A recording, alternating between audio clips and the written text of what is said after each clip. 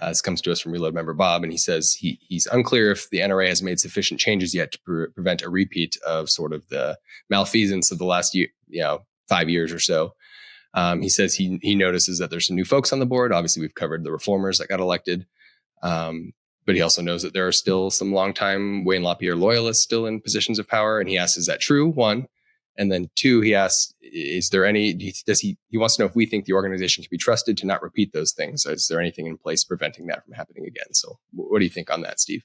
Yeah, well, certainly we'll do our best to give you guys what our view of where things are at, but people have to make up their own minds as to whether they want to support the NRA or whatnot. That's kind of how we want to approach things at the Reload, right? We're here to report to you, and then you guys can make up your minds about what to do. But on this front, there are several Wayne LaPierre associates, I guess you would call them. The reformers, some of the reformers, the more aggressive ones, Phil Journey and Jeff Knox would call them the cabal. That's what they've called sort of the old guard people at the NRA for years now.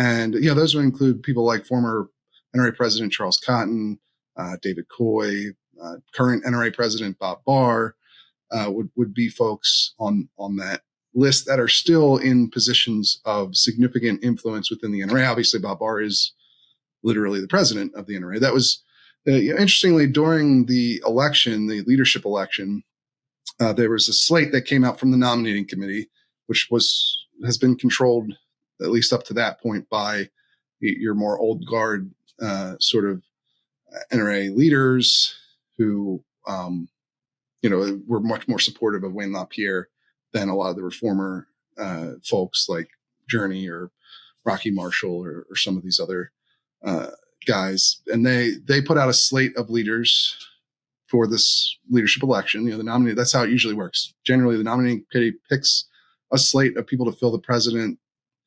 The NRA has this weird system of president, first vice president, second vice president, and they've got, secretary and treasurer.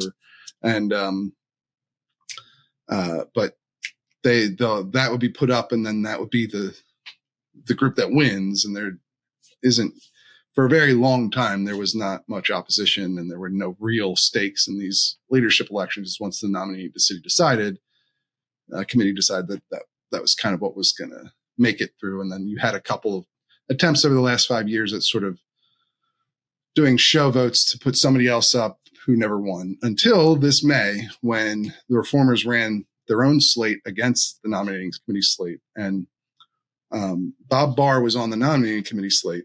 He won, and the argument that you got from some of the board members who supported him was that they wanted to show both continuity and reform at the same time.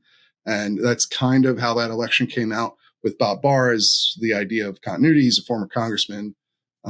So he also has, obviously a lot of political experience for that kind of role. And then the rest of the people who were elected first, second vice president were reformers, and same for the executive vice president, which is the role that Wayne LaPierre used to have before he resigned earlier this year. That was also a reformer candidate who got that position as well. So, long story short, there are still people on the NRA board and in key positions like chairman of the audit committee. That's Charles Cotton currently, or NRA president Bob Barr, who were more of the old guard NRA guys.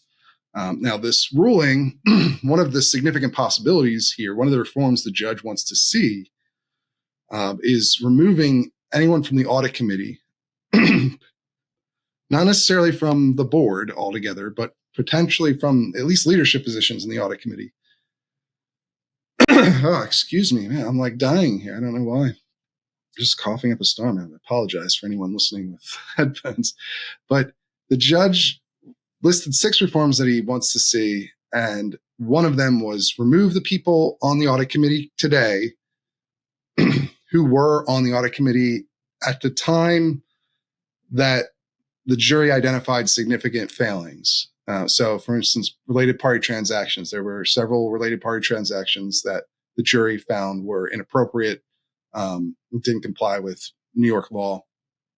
And those were all approved by the audit committee previously, retroactively in a lot of cases, like meaning that the audit committee went back and said, oh, we didn't know about these before, but we're saying they're fine now. Now, the jury, to be fair, the jury didn't find every related party transaction was inappropriate. So it wasn't a clean sweep for the AG or anything, but there were several, like Wayne LaPierre's wife, Susan LaPierre, her hair and makeup was paid for by the NRA, and the audit committee approved that.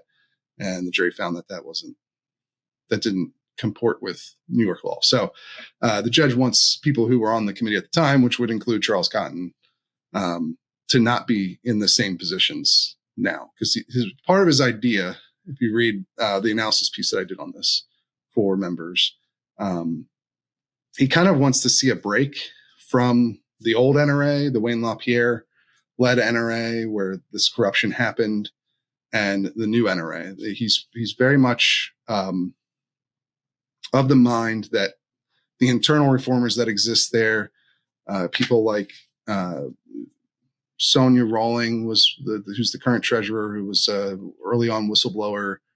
Bill Bockenberg, who's the first vice president, that was on that reformer ticket. Mark Vaughn, another guy who's second vice president, was on the reformer ticket. Some of these folks, he was very much of the mind that they're trying to change things. He was impressed by the recent elections. These are things that he took into account when looking at this. And he wants, it seems from reading the transcript in the case, that he kind of wants basically a new face for the NRA, and he recognizes that some of these old guard players at the NRA, while they may even be well-intentioned, that they didn't stop these problems from occurring and shouldn't be necessarily kept in positions of power because of that. And so that's one of the things he suggested, and one of the things you could see as a significant reform or change that may further tip the balance of power inside the organization, if he follows through on that. But we don't exactly know what's going to happen with these suggestions. They seem a little bit more than just, oh, I think you guys should do this because they're good ideas, and kind of further along the lines of, this is what I think is going to help fix the NRA, and I want to see this happen. Yeah, if that makes sense.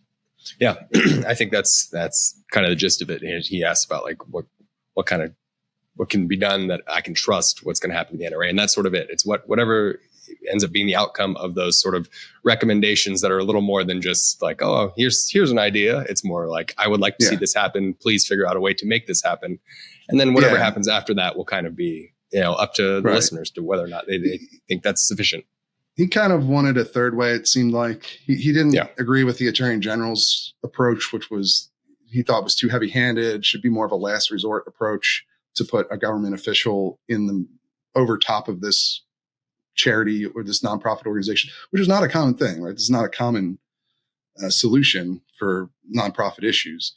Now, you could argue this is not a common case and all that, but he just didn't think that was the appropriate way to go. But he also didn't think that doing nothing made sense either, which was kind of the NRA. The NRA's argument all along had been kind of, we've already fixed most of these problems. They were all blamed on specific individuals who are not there anymore. And their story kind of got updated as people left along the way. Like when LaPierre resigned, they kind of half-heartedly included him in the people who were the problem category, even though they hadn't done that previously before his resignation.